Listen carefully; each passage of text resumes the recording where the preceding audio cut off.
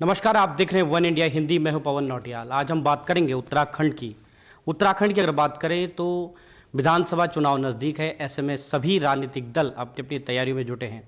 भाजपा की अगर बात करें तो भारतीय जनता पार्टी उत्तराखंड में इस वक्त जो है अपने मिशन 60+ में जुटी हुई है। और इसके लिए क्योंकि उत्तराखंड को 5वें धाम के रूप में, सैन्य धाम के रूप में विकसित करने की सरकार की पूरी कोशिश है, इसको लेकर कहीं ना कहीं सरकार की जो पॉलिसी है उस पर काम किया जा रहा है। हमारे साथ इस पूरी चर्चा पर, आखिरकार चुनाव नज़दीक हैं तो क्या कुछ उत्तराखंड का सीनियर है और क्या उत्तराखंड में जो सैनिक के लिए सरकार कर रही है, सैनिकों के लिए कल्याण के लिए सरकार कर रही है, उस पर बात करेंगे।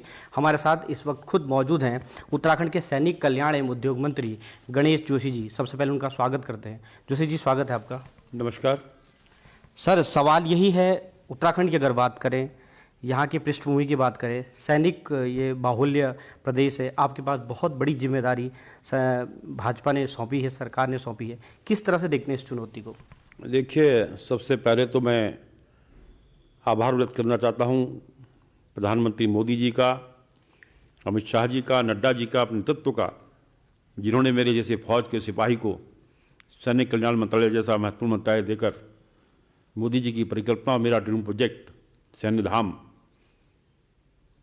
की जिम्मेदारी सौंपी है। और मैं लगातार पूरे प्रदेश के दौरे कर रहा हूँ कि एक विशाल सैन्य धाम गुनियाल गांव में हम बनाने जा रहे हैं,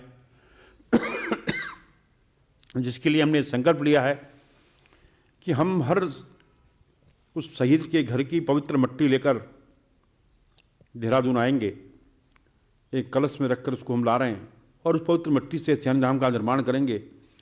पूरे प्रदेश के अंदर 1734 शहीद परिवारों से हमने संपर्क किया है और 15 तारीख को, नवंबर को उसकी यात्रा की शुरुआत एक चंगोली का दूरस्थ गांव, जहां सबसे ज़्यादा लोग शहीद हुए हैं, जहां 120 लोग आज सेना में उस छोटे से गांव के सेवारत हैं, उस गांव से हमने उसकी शुरुआत की थी।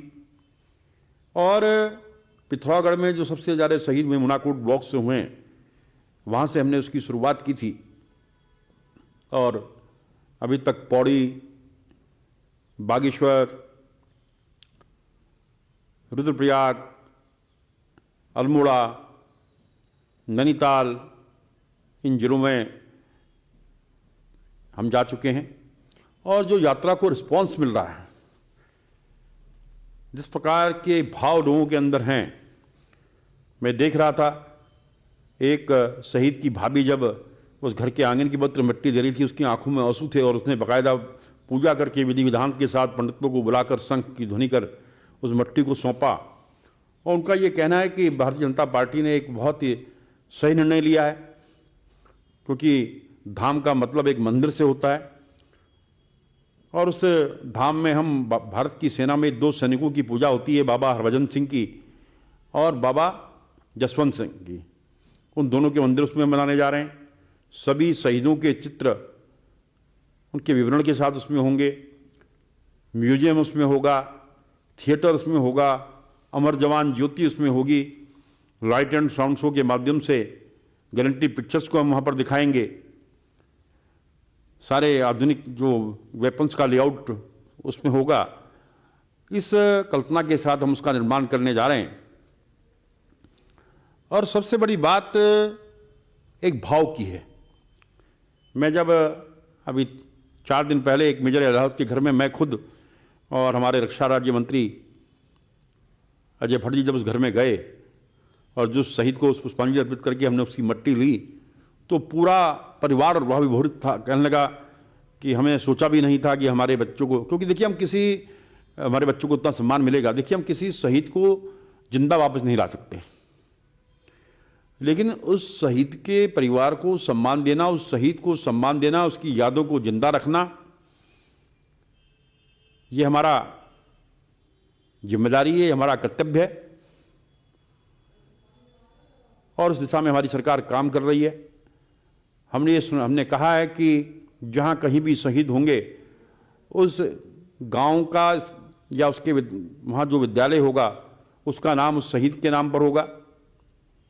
ये हमने सुनिश्चित कर दिया है। हमने ये सुनिश्चित किया है कि अगर देश की सीमा पर रक्षा करते हुए अगर कोई जवान शहीद होता है चाहे सेना का हो चाहे पैरामिलिट्री फोर्स का हो, उसके परिवार के एक व्यक्ति को उसकी योग्यता के अनुसार नौकरी देने का काम पुष्कर सिंह धामी की सरकार करेगी, भारतीय जनता पार्टी की सरकार करेगी। ये हम कर रहे हैं। हमारे बच्चे आईएमए एनडीए में निकलते हैं, हमने कहा बच्चा जो रिटर्न क्वालिफाई करेगा उसको कोचिंग के लिए 50,000 रुपये हमारी सरकार देगी। हमारे जो डेकोरेशन पदक हैं एवीएसएम, बीएसएम, एसएम, इनकी पुरस्कार राशि को हमने 5-5, 6-6 गुना बढ़ा दिया है। हमारी सेकेंड वर्ल्ड वार की विडोज, उनकी पेंशन पिछले 60-70 साल से 4,000 थी, उसको बढ़ाकर 10,000 रुपये हमने कर दिया है। हमने अभी इससे पूर्व शहजादा रोड पर एक वार ब्रिज बाज हॉस्टल बनवाया, जिसके लिए 22 बीघा जमीन निःशुल्क हमने गौरव राजपथ रेजिमेंटल सेंटर को दी और 2.5 करोड़ रुपये हमने दिया। इसी तर्ज पर एक हम हल्द्वानी में बनाने जा रहे हैं। हमने हमारे जो शहीद स्मारक हैं, शहीद द्वार हैं और हमारे सैनिक विश्राम गृह हैं, उनके निर्माण के लिए अलग से धन की व्यवस्था हमने कर दी है। जी जी। तो सर, उपलब्धियां सरकार की बहुत है। एक पॉलिटिकल सवाल मैं आपसे लेना चाहूँगा। सवाल यह है कि एक तरफ बीजेपी जो है इतना अच्छा प्रोजेक्ट है, इतना बड़ा प्रोजेक्ट चला रही है प्रदेश भर में। कांग्रेस की बात करें तो कांग्रेस भी जिस कार्यक्रम को कर रही है वहाँ पर पूर्व सैनिक परिवारों को सम्मानित कर रही है। आम आदमी पार्टी की बात करें तो उन्होंने कर्नल के रूप में एक अपना सीएम कैंडिडेट दिया। इसको किस तरह से देखते हैं आप, कितनी चुनौतियाँ हैं? देखिए, अब मैं जिस कर्नल की आप बात कर रहे हैं, मुझे तो उस पर बड़ा आश्चर्य होता है, जिसने 30 साल 35 साल देश की सेवा की हो और ऐसे आदमी को अपना नेता मान लिया हो, जिसने सेना की विश्वसनीयता पर सवाल उठाया। यही वही केजरीवाल है। जब सर्जिकल स्ट्राइक हुई थी तो इसी केजरीवाल ने कहा था सर्जिकल स्ट्राइक हुई नहीं, हमें इसका सबूत चाहिए। हमारी सेना की विश्वसनीयता पर जिसने सवाल उठाया हो और उसको अपना मुखिया मान लिया हो, तो इसलिए आज यही कहा दे कि जो जिस सोच के साथ कर्नल साहब राजनीति में आए थे कि फौजी मेरे साथ आएंगे, कोई भी फौजी उनके साथ जाने को तैयार नहीं है। उनको मालूम है कि इनका नेता जो है गलत आदमी है, जो राष्ट्र विरोधी है, जो सेना की विश्वसनीयता पर सवाल उठाता है, इसलिए उनका कोई प्रभाव यहाँ पर पड़ने वाला नहीं है। एक सवाल और है सर, हरीश रावत जी कहते हैं कि सैनिकों को, यानी पूर्व सैनिकों को, उनकी पार्टी जो है अलग से रिजर्व सीटें उनके लिए रखेगी, यानी 30% या 20% जो भी होगा, एक प्रस्ताव उन्होंने दिया था। इस पर आप क्या कहते हैं? क्या आप भी बीजेपी से डिमांड करेंगे कि पूर्व सैनिकों को कुछ न कुछ टिकट को लेकर या तमाम जो भी पॉलिटिकल आते हैं उसमें अलग से? भारतीय जनता पार्टी ने तो इस सैनिक के बेटे को इस प्रदेश का मुख्यमंत्री बना दिया। भारतीय जनता पार्टी ने एक फौज के सिपाही को इस सरकार का काबीना मंत्री बना दिया। ये तो हरीश रावत जी की चुनाई हुआ है। और सैनिकों का सम्मान करती है तो भारतीय जनता पार्टी करती है। आपको ध्यान होगा, जब 10 साल यूपीए की सरकार थी और सन 72 से हमारे पूर्व सैनिक वन रैंक वन पेंशन की मांग कर रहे थे, और जब कांग्रेस सत्ता से बाहर जा रही थी, पहले उसने कुछ किया नहीं, एक 500 करोड़ का पैकेज कहा कि हम देंगे पूर्व सैनिकों के लिए। और मोदी जी ने रेवाड़ी के अंदर, जो भारतीय जनता पार्टी ने वीके सिंह को बीजेपी ज्वाइन कराई थी, तो वीके सिंह ने कहा था साहब मैं आपकी पार्टी में तो आ रहा हूं, लेकिन वन रैंक वन पेंशन लागू होने चाहिए। और मोदी जी ने कहा था कि हम सत्ता में अगर आए तो वन रैंक वन पेंशन लागू करेंगे। मैं आभार व्यक्त करना चाहता हूं आदरणीय नरेंद्र मोदी जी का। भारतीय जनता पार्टी सत्ता में आई, हमने वन रैंक वन पेंशन लागू की, 20,400 करोड़ रुपये उस पर खर्च हुआ। कि मैं तत्कालीन वित्त मंत्री अरुण जेटली जी से मिलने गया था, मैंने साहब इसमें देरी क्यों हो रही, कहने कि हम धन की व्यवस्था कर रहे हैं। 20,400 रुपये खर्च उसमें हुए, लेकिन हमने वन रैंक वन पेंशन को लागू किया। तो इस बात का सबूत है कि कौन सैनिकों का सम्मान करती है। और थोड़ा पीछे ले जाऊंगा मैं आपको, कारगिल से पहले बहुत युद्ध हुए, लगातार कांग्रेस का शासन था, और कांग्रेस में भी एक ही 35 साल तो एक ही परिवार का शासन था। कारगिल से पहले अगर कोई शहीद हो जाता था तो उसकी डिस्क आइडेंटिटी, राख और बेल्ट उसके घर भेज दी जाती थी और कह दिया जाता था कि आपका बेटा देश की सीमा पर रक्षा करते हुए शहीद हो गया है। लेकिन पहली बार जब कारगिल का युद्ध हुआ, हमारे जवान देश की रक्षा करते हुए शहीद हुए। पूरे सैनिक सम्मान के साथ तिरंगे में उसका पार्थिव शरीर उसके घर भेजा गया। पूरे सैनिक सम्मान के साथ उसका दाह संस्कार किया गया। उसके परिवार को पेट्रोल पंप, गैस एजेंसी दी गई, उसके परिवार की चिंता की गई। अगर ये काम किसी ने किया तो तत्कालीन भारतीय जनता पार्टी की सरकार, वाजपेयी जी की सरकार ने किया। तो इससे पता चल जाता है कि सैनिकों का सम्मान कौन सी पार्टी करती है। बिल्कुल, एक सवाल और लेंगे सर, क्योंकि आप लगातार उपनल के जो बेरोजगार भाई हैं या जो उपनल में तमाम वो कर रहे हैं, उपनल जैसा महत्वपूर्ण विभाग आपके पास है, आपकी पहल थी जिस पर कैबिनेट ने मुहर लगाई उसके बाद, लेकिन अभी भी उपनल का मुद्दा सुलझ नहीं रहा है। कहीं ना कहीं जो युवा है, अब उपनल का गठन अगर आपको ध्यान होगा इसलिए हुआ था कि जो पूर्व सैनिक जब एक रिटायर होकर आता है, अगर एक सिपाही रिटायर होकर आता है तो उसकी उम्र 35 साल होती है, 35-37 साल के बीच में होती है। उस पर दोहरी जिम्मेदारी होती है, अपने परिवार की और अपने माता पिता की भी। हमने फैसला किया था कि उपनल के माध्यम से पूर्व सैनिक व उनके परिजनों को हम लेंगे, लेकिन पूर्व में 2 साल में कोरोना की वजह से जो हमारे प्रवासी, हमने उसको सबके लिए खोल दिया। और हमारे जो कर्मचारी लगातार स्ट्राइक पर थे, मैंने और हक सिंह जी ने जाकर उस स्ट्राइक को ख़त्म कराया और कैबिनेट में हमने फैसला कराया कि जिनकी नौकरी 10 साल तक है उनका वेतन में 2000 की वृद्धि, जिनकी 10 साल से ऊपर है 3000 की वृद्धि हमने की। और हमने एक ऐतिहासिक फैसला और किया कि सरकारी कर्मचारियों की भांति हर वर्ष 7.5% इनकी तनख्वाह वेतन बढ़ेगा। तो इससे बेहतर कुछ नहीं हो सकता। लेकिन कुछ लोग उनको जाकर वो करने की कोशिश कर रहे हैं, लेकिन अधिकांश लोग इस बात से संतुष्ट हैं, क्योंकि किसी को उम्मीद नहीं थी कि वेतन तो बढ़ेगा।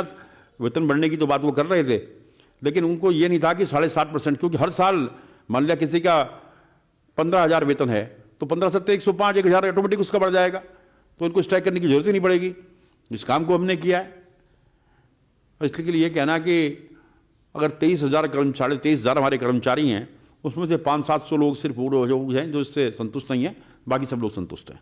एक सवाल और सर, उद्योग इंडस्ट्री की बात करें, उत्तराखंड की भौगोलिक परिस्थितियां हैं बिल्कुल अलग हैं। लगातार सरकार आती है, पलायन की बात होती है, तमाम उद्योग इंडस्ट्री को पहाड़ में चढ़ाने की बात होती है। आप पहाड़ों में घूम रहे हैं, तमाम चीज़ें आप देख रहे हैं, तो इंडस्ट्री को लेकर आपका विजन क्या है? क्योंकि अभी तक इतना समय नहीं मिल पाया सरकार। क्योंकि मुझे मंत्रालय मिले बहुत कम समय मिला जी।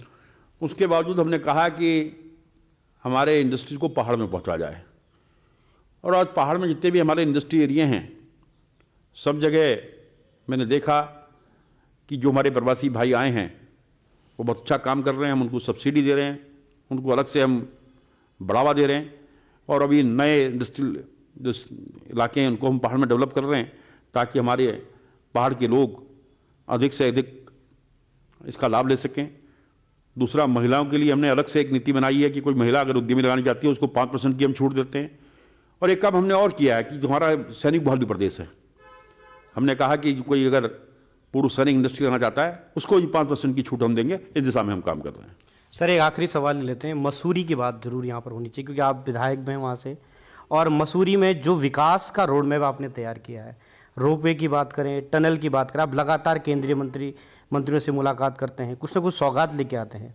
चुनाव नज़दीक है, ऐसे में मसूरी जो पहाड़ों की रानी है, विश्व भर से लोग आते हैं घूमने के लिए। किस तरह से देखते हैं आपका वहाँ के लिए और क्या रोड मैप है, किस तरह से आपका नजरिया है? मसूरी में सबसे बड़ी समस्या जाम की थी। अभी हमने 32 करोड़ की लागत से एक पार्किंग किंगटेट में बनाई है। 10 तारीख के बाद उसका हम शिलान्यास करने जा रहे हैं। जॉर्ज एवरेस्ट का हमने संरक्षण किया है 23.5 करोड़ की लागत से। मसूरी में पेयजल की बहुत समस्या है, हमने 144 करोड़ की लागत से हम यमुना से पानी लेकर आ रहे हैं। मैं उसके लिए माननीय अनिल बरूनी जी का आभार व्यक्त करता हूं कि उन्होंने पीएमओ से इसको स्वीकृत कराया।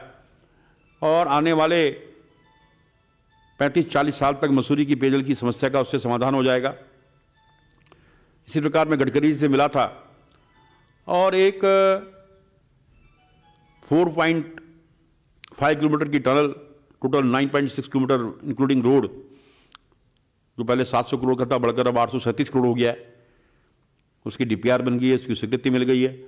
शीघ्र ही उसका शिलान्यास गडकरी जी करेंगे और उसको बनने के बाद वो एक मील का पत्थर साबित होगी। जितनी जाम की समस्या होगी, जितने उत्तरकाशी उधर के आगे के जितने लोग हैं उस टनल से जाएंगे, मसूरी में नहीं आएंगे, तो मसूरी की जो जाम की समस्या है उससे निदान मिलेगा। ये मसूरी की जनता को एक बहुत बड़ी सौगात होगी। मैं लगातार इस दिशा में काम कर रहा हूँ। आज मसूरी में स्वास्थ्य सुविधाओं में हमने आईसीयू वहाँ पर बना दिया है, ऑक्सीजन प्लांट हमने उसमें लगा दिए हैं। कोरोना में तो ये स्थिति थी कि जब यहाँ पर बेड नहीं मिले, यहाँ से लोग मसूरी गए थे। तो हर दिशा में हमने काम किया है।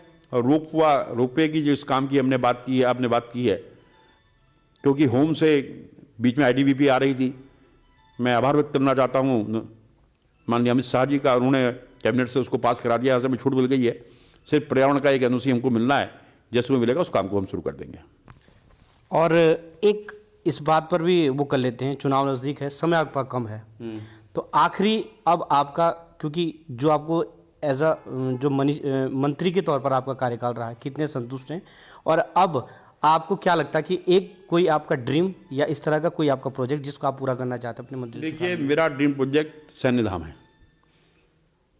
जैसे अर्जुन की निगाहें मछली की आंख पर थी, मेरी निगाहें सैन्य धाम पर हैं। क्योंकि जब मुझे मंत्रालय दे रहे थे, मुझसे पूछा गया, गणेश जोशी जी आपको क्या चाहिए? मैंने बाकी आपकी मर्जी, मुझे एक सैनिक कल्याण मंत्रालय चाहिए। मैं सैनिकों के काम करना चाहता हूँ, सैनिकों की सेवा करना चाहता हूँ, और इस दिशा में हम लगातार काम कर रहे हैं।